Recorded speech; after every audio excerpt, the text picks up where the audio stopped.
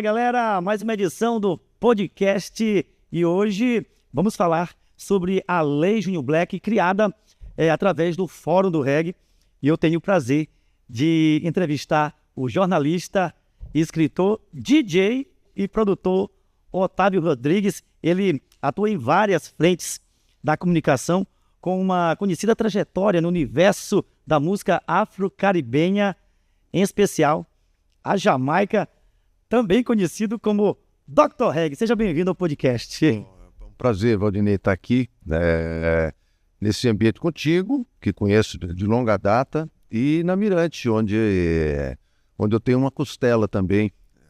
Cheguei a apresentar programas, enfim, estou muito feliz e honrado de estar aqui contigo. Inclusive o primeiro programa de reggae, né? Em 1982, é isso? Sim, o programa que eu fiz, exatamente, em 82, o primeiro programa de reggae do Rádio Brasileiro. E a Mirante responsável por fazer o primeiro programa de reggae do Maranhão, que era o Reggae Nights, com Fauzi Baydun e Ademar Danilo em 84, não é isso? Eu era guri, né? Eu era guri. E qual foi a rádio de estreia? Foi a Excelsior FM em São Paulo, a época dirigida pelo grande Maurício Kubrusli. Otávio, o que as pessoas entendiam sobre reggae naquela época? Isso um ano após a morte de Bob Marley. O reggae no Brasil já era um termo conhecido, mas o reggae ainda não era exatamente popular. Gilberto Gil, em 77, com o No Woman No Cry, Não Chores Mais, né? Que meio que introduziu a ideia de um tipo de música diferente, um artista importante como o Bob Marley, que está aí na tua camiseta, que era uma coisa rara, uma camiseta com Bob Marley. Quando a gente se referia, eu estou ouvindo Bob Marley, as pessoas diziam, Bob quem? Não é piada, não era uma pessoa conhecida, um personagem, um artista conhecido até então. E o Brasil vivia, então, uma época em que não havia importação liberada para uma quantidade imensa de livros e discos, nada, vale dizer, não havia internet, não havia computador, nem o fax havia sido inventado ainda. Então, assim, conseguir informação, pesquisar, era um trabalho muito árduo, né? Então é dessa época que vem minha paixão pelo reggae, meu trabalho enquanto jornalista, que estava começando também, e já se associou ao reggae, e surgiu essa ideia de levar a proposta para o Kubrusli, que dirigia a Excelsior, e eu fui lá na cara dura, porque eu não tinha pistolão, ninguém para me apresentar, mas levei um piloto para homenagear Bob Marley um ano após a morte dele, em 1982. E o programa acabou indo para o ar e a partir daí virou um programa semanal chamado Roots Rock Reggae. Isso em 82. 82. Olha, eu juro que eu não sabia que você foi o idealizador do primeiro selo brasileiro dedicado à música jamaicana na gravadora Continental. Cara, eu era guri e meu pai me levava ao Mercado Central, tu lembras? Mercado Central? Sim. E lá tava cheio de discos de vinil, entre eles os discos de reggae da Continental. Cara, você ajudou a popularizar vários artistas como Frank Paul, Delroy Wilson no Brasil. Mas vamos falar de São Luís. A gente não conhecia esses artistas. Tu tens ideias do que você fez? Um tanto. Além da coleção, vale dizer que também tem os bastidores, né? Porque vários desses intrépidos maranhenses que atuam e atuam no reggae já nos anos 80, como o Naivson, o já citado Ademar, o próprio Fauzi Baydun, o Serralheiro, os três que eu citei primeiro, frequentavam minha casa em São Paulo para rastrear as pedras da minha coleção, que não era exatamente uma coleção muito vasta, e nem é uma coleção muito vasta, mas tem alguns tesouros mesmo, né? É uma coleção bonita, digamos, né? E Ademar, Naivson, Fauzi, né, copiavam músicas lá e lançaram várias pedras aqui, o que me honrava também, né? Para citar uma que foi lançada aqui, que saiu da minha coleção, e eu tenho assim o disco original de onde saiu, Byron Lee, Miss Wide West, por exemplo, que foi um grande sucesso. Na época batizado como a melô da Black Power, eu creio que foi. Exatamente. Parece que foi Ademar copiou da minha coleção, e ele que me deu o toque. Eu não tinha noção de que aquilo pudesse ser um sucesso, né? não era uma música que chamava a minha atenção.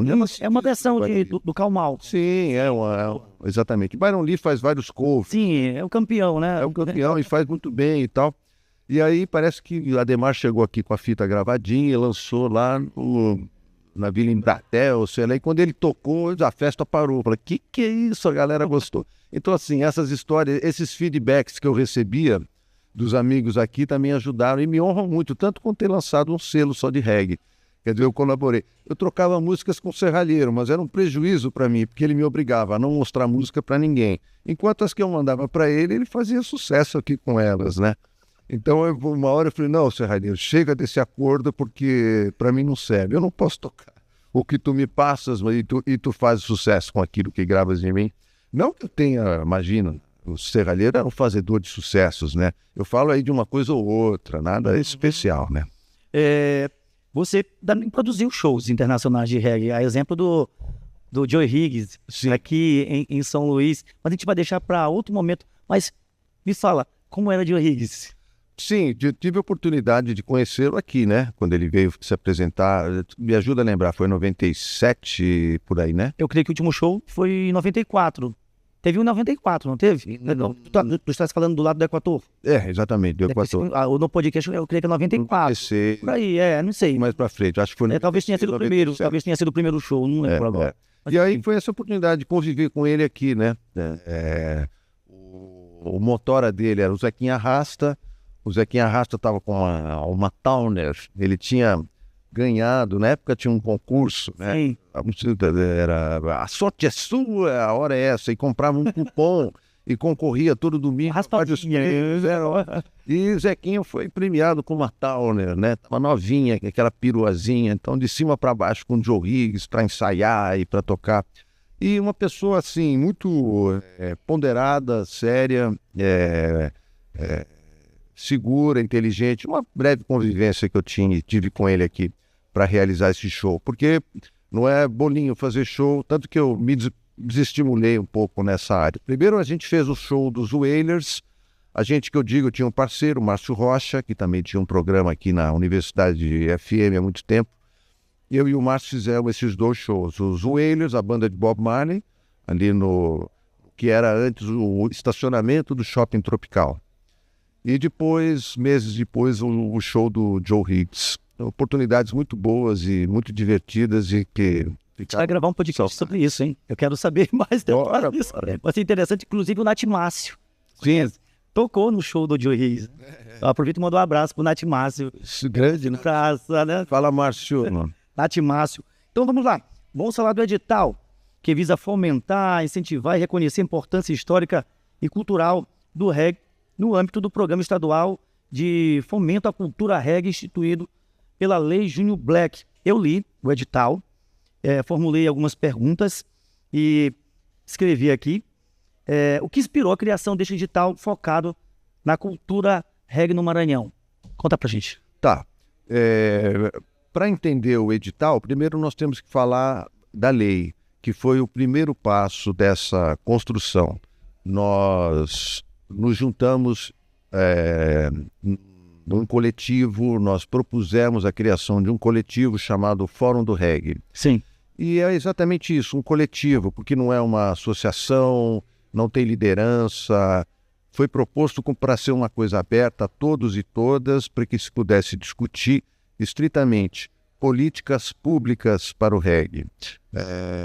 Até foi meio difícil no começo, porque vários dos participantes e das participantes traziam demandas diferentes, ou até algumas boas ideias a respeito de projetos e iniciativas que poderiam e certamente engrandeceriam o reggae. Mas ele falou, gente, não é um momento de projetos e ideias, aqui a gente vai lutar por uma política pública, Sim. por uma lei. Então foi o primeiro passo, a conquista de uma lei. Essa lei foi aprovada recentemente, deve ter um mês, um pouco mais que isso, aprovada por unanimidade na Assembleia Legislativa. E essa lei impõe ou determina ao Poder Executivo estadual, porque é uma lei estadual, que se crie um programa de fomento para o reggae, para a cena cultural do reggae para a cadeia produtiva. Abraça toda a cadeia produtiva, então. Toda a cadeia produtiva. E quais são os principais objetivos que você espera, ou vocês esperam alcançar com este edital? Como eu disse, a lei determina que haja um programa de fomento. Sim. E o executivo agora tem que alinhar junto a essa lei um edital, porque a maneira correta de você ou do Estado distribuir recursos é por meio de um edital, porque o edital é formulado de maneira para ser democrático, amplo, para que seja acessível para todos. Não basta existir uma verba e um programa de fomento se esses recursos forem distribuídos sem um regramento muito claro e que permita que todos e todas possam participar. Por isso que o edital é o segundo passo. Além de uma lei, que agora está para ser sancionada pelo governador, sim, é fundamental, necessário e importante que haja alinhado à lei um edital. E o edital é basicamente, de uma maneira simples, é como se fosse assim, um concurso, onde as regras de participação são estabelecidas e as pessoas que querem participar enviam seus projetos dentro dos formatos que o próprio edital determina e uma comissão julgadora, qualificadíssima, vai, por meio de pontuação também muito organizada, determinar quais são os projetos que naquele ano receberão os recursos dentro dos módulos em que eles foram inscritos. Mais ou menos é isso, mas acho que ao longo aí a gente pode esclarecendo melhor. A gente vai chegar lá. Qual é o orçamento total alocado? 10 milhões e 500 mil reais. E quais são as áreas específicas de atuação que o edital cobre? Tá. O edital, primeiro esclarecer que essa é a nossa proposta de edital, a proposta do Fórum do Reggae. Sim. Naturalmente, o Poder Executivo vai ter que avaliar. Eles têm análise jurídica, tem outras implicações que terão que ser vistas e revistas, inclusive determinar o valor absoluto desse edital. Sim. A nossa proposta é justa e bem pensada, está estabelecida em 10 milhões e 500 mil reais, que deverão ser distribuídos em 5 diferentes módulos de participação. Dá para falar sobre cada um módulo? Claro, sem dúvida. Fica à vontade. O primeiro módulo, um dos módulos é gravação de álbum inédito. Naturalmente ele contempla artistas, cantores e cantoras, bandas e eventualmente DJs que gravam discos também e trabalhos necessariamente autorais. Legal. Então, nesse módulo você apresenta um projeto de até 120 mil reais. Portanto, assim, é de até 120. Eu posso apresentar um projeto de gravação de álbum de 50 mil reais, ou de 70, a depender de como o projeto está colocado e planejado. Porque é importante o pessoal entender isso. Você vai participar, vai ter direito a recursos, mas para isso vai ter que passar por um pente fino. O seu projeto vai ter que ser julgado, avaliado, e você pode ser contemplado ou não. Como será feita essa avaliação dos projetos? A gente vai chegar lá. Vou falar primeiro dos módulos. Vamos falar dos módulos. Isso, do primeiro ainda. Tá. Gravação de álbum inédito. 120 mil reais para cada projeto. Sim. Aprovado. Até 120 mil reais. Depois nós temos um módulo de artes integradas, que contempla artesanato, dança, culinária, enfim, a variedade artística que não está em gravação de álbum, por exemplo, ou nos outros módulos que eu estou contando aqui. Tem um outro módulo chamado circulação de espetáculo de música. Então é para bandas e artistas que vão apresentar um show. Ou então uma radiola que tem uma apresentação ou várias apresentações a serem feitas. Sim. Nesse quesito, nesse módulo, você pode apresentar projetos de até 100 mil reais. Em artes integradas, não sei se diz, são 40 mil reais para cada projeto, até 40 mil reais para cada projeto.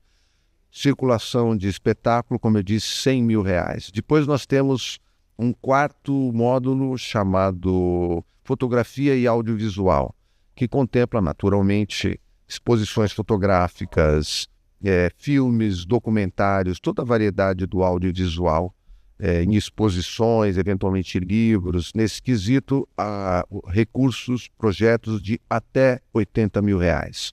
E, finalmente, um quinto módulo chamado Congressos e Festivais, que aí se referem a grandes eventos e que vai contemplar projetos de até R$ 1 milhão, ou seja, projetos maiores. Agora, tu poderias perguntar, mas esse dinheiro vai ser distribuído de que maneira? Quando as pessoas se inscreverem para participar, elas vão apresentar um projeto, um planejamento, um orçamento, vão ter que determinar os custos especificados de cada item e elemento ou pessoas que trabalham no projeto. Quer dizer, não é bolinho passar, você tem que realmente concorrer de maneira responsável e dedicada. Com isso, ganhando ou não, é natural que toda a cadeia artística e produtiva consiga evoluir, se desenvolver mais e mais, porque para participar no edital você tem que estar bem preparado, bem estruturado. Os participantes podem se submeter a mais de um projeto, por exemplo? Não. É um projeto por cada pessoa que se inscreve. E também aquele que participa num projeto de um, não pode participar e estar inscrito em projeto de outro. Por exemplo, eu inscrevo um projeto, enquanto pessoa física, eu sou um proponente. Esse é o nome oficial. Sim. E vão participar comigo o Valdinei e mais 2 DJs que fazem parte do projeto e que vão assinar um termo de participação. É assim que funciona. Só que o Valdinei e esses outros 2 meus convidados não podem participar no projeto, sei lá, do Magno, do Tarcísio, da Rose Bombom, enfim. Eles só podem entrar num dos projetos, né? Então, assim, há limitações, né? Tá, e a avaliação dos projetos inscritos? Como é que vai funcionar? Haverá uma comissão julgadora eu quero crer que são 6 integrantes ou 8, com o Fórum do Reggae vai indicar 2 ou 3 pessoas, a Comissão de Cultura mais 2 ou 3 pessoas, a Secretaria de Estado de Cultura também. Sim. E no caso do Fórum do Reggae, são necessariamente pessoas que tenham 10 anos de experiência no reggae. Como é que é garantida essa transparência, Otávio? Claro que qualquer um tem como comprovar. Para participar, voltando um pouco à fita, para participar do edital, a pessoa tem que comprovar pelo menos 3 anos de atuação no reggae. O cara não pode inventar de uma hora para outra, entrar no edital para pegar algum recurso se ele nunca trabalhou com reggae ou pelo menos não tenha 3 anos de experiência nisso. Isso é uma coisa que se pode comprovar com flyer, com publicação em rede social, com matéria de jornal, com gravação de programa de rádio. Há várias maneiras disso ser comprovado. Ingressos, filipetas, existe toda uma munição, inclusive hoje com o mundo eletrônico e virtual. Sim. Ninguém faz Essa comunicação também dos concorrentes, ou melhor, dos contemplados também vai ser através... Então, exatamente, você tem que comprovar que tem 10 anos, etc, etc. Olha, tu achas que a questão de Dia Municipal do Regueiro, o reconhecimento nacional como capital do reggae, a nossa dança, a 2, contribuiu para a criação do edital? Sem a menor dúvida. Essas leis, elas trazem prestígio e abrem os olhos das pessoas comuns, aquelas que não são exatamente simpáticas ao reggae, abre os olhos da mídia, chama atenção nacional e internacionalmente. Mas, de qualquer maneira, elas param no prestígio, porque acabam não tendo uma consecução direta em termos de incentivo, fomento, recursos, que é algo que é necessário para você construir uma cena de valor, né? Como surgiu a Lei Júnior Black, a homenagem a Júnior Black? Eu não sei de quem foi a ideia, se foi de Tarcísio ou de outro, mas assim que foi colocada a ideia, foi aclamada de pronto. Claro, há várias pessoas do reggae importantes. Sim. Mas o Júnior Black, por alguma razão... Recentemente, a contribuição dele no movimento... A generosidade dele, ele tinha um coração tão grande, e isso é algo que eu digo aqui, e repito o que todo mundo diz e disse a respeito dele. A importância dele nesse aspecto, né, de generosidade, ele ajudou e colaborou para o crescimento do reggae, sem dúvida, não só pelo trabalho que ele fez enquanto pesquisador, viajante, radioleiro, DJ, comunicador, enfim... Mas esse coração, essa generosidade que ele tinha... Homenagem justa. Muito justa, e foi uma pena mesmo, uma perda muito grande, né? Entre outras que ocorrem. Tadeu deu Batalá recentemente, Serralheiro já citado, a Nega Glícia. E a gente sabe que, bom, seremos nós. Zé Roxinho. É por isso que a lei Júnior Black, que aí está, e esse edital que a gente agora precisa sensibilizar o governador e o Poder Executivo para abraçar o edital, ele deixa um legado.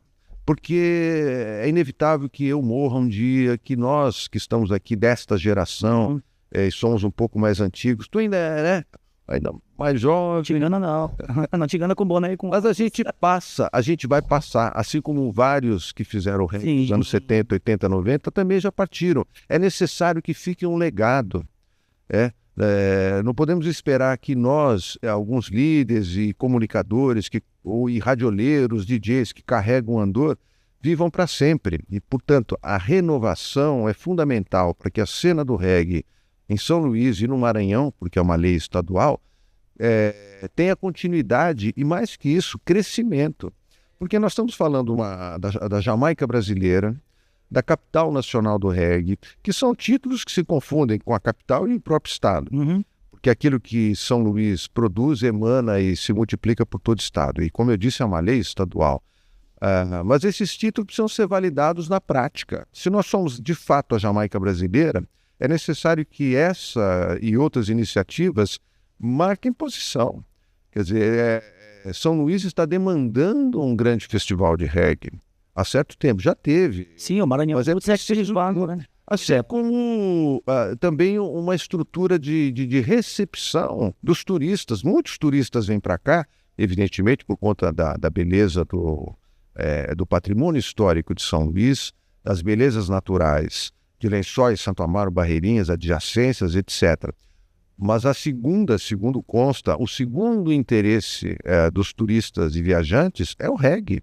Consta que o Museu do Reggae é um dos mais visitados em São Luís. Sim. Então, assim, é de uma responsabilidade bastante grande de nós, produtores, criadores, comunicadores, políticos, etc., de criar circunstâncias para que esse fenômeno tão chamativo, e já há tanto tempo, nós estamos falando de 50 anos de reggae e pelo menos 35 de popularidade do Maranhão como Jamaica brasileira. É algo incrível, né? É algo incrível que só tem... Você já viajou muito, é algo que só tem em São Luís, né? Sim e não, né? Porque o reggae é um fenômeno mundial, né? O povo ainda continua saudosista. Você viajou, você morou aqui, foi para São Paulo e retorna a São Luís. Como você vê o cenário atualmente? Muita mudança. Porque eu vivi aqui nos anos 90, que é a chamada era de ouro do reggae aqui, por razões que são até discutíveis, mas que são inegáveis. As radiolas eram imensas até então, as viagens da rapaziada para buscar disco, houve assim uma profusão de novidades aqui em termos musicais, né? Quando se pensava na virada dos 80 para os 90, né? A preocupação dos DJs radioleiros aqui é que as pedras iriam acabar, né? E ao longo dos anos 90, né? Novos baús e barris foram descobertos, né? A gente tem uma virada musical, né? Ali, 99, 2000, a gente tem uma virada. Que permitia... E a Rala começou a produzir... A ouvir coisas novas. E a virada, a produção musical. O dancehall começou a ser mais ouvido. Sim, o New Roots chegou com muita força também. Acho que é papo para outro podcast. As lambadinhas sempre fizeram sucesso, etc. Como chamava aqueles reggaes mais apressadinhos. Então, assim, o reggae... Agora, não dá para comparar São Luís com São Paulo, porque são cenas distintas. São Paulo... Eu imagino que tem assim... Tem esse movimento de radiola em São Paulo, né? Sound System. Sim, mas é uma coisa gigantesca. Tem muito rocksteady lá em São Paulo. Aqui em São Luís, a gente não absorveu. Você tem cena rocksteady, você tem cena dub, e são cenas grandiosas, porque tudo em São Paulo é gigante. Quando a gente fala que a cena reggae de São Paulo talvez seja maior do que a de São Luís, as pessoas aqui acham estranho. Mas é que São Paulo é muito grande. Então, por exemplo, aquilo que no passado era banda de garagem, na periferia em São Paulo hoje é sound system. É equipamento de som e difusão de reggae e DJs que atuam no microfone. Talvez por isso alguns DJs não passam para o São Luís, né? Por exemplo, Tuts foi a São Paulo, não passou. Lipelri. Tem público, tem mercado. Então, eu costumo dizer que São Paulo talvez seja a maior reggae city do mundo. Em termos assim de grandiosidade. E outros especialistas afirmam que é Tóquio. Tóquio talvez seja a maior reggae city do mundo, porque é grande também e o reggae é muito, muito popular.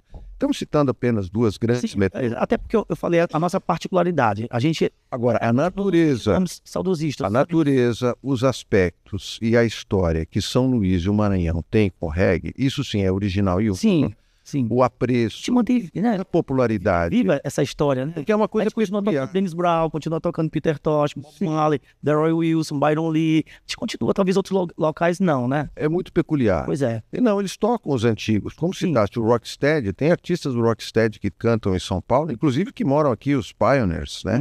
Dois deles vivem aqui em São Luís há certo tempo, vivem se Mas apresentando até lá. então tem artistas que são conhecidos apenas aqui. Tu sabe disso, em radiolas, Jamaican All Star, por exemplo, né? A gente tem o Eagles, então outros artistas. Sim, é uma variedade muito grande. Mas, como Pois é. digo, reforçando, essa comparação é difícil de ser feita. Sim, Em termos assim de concentração, porque aí toma-se o tamanho da ilha de São Luís, quer dizer, eu acho que assim, per capita a coisa aqui é poderosa, né?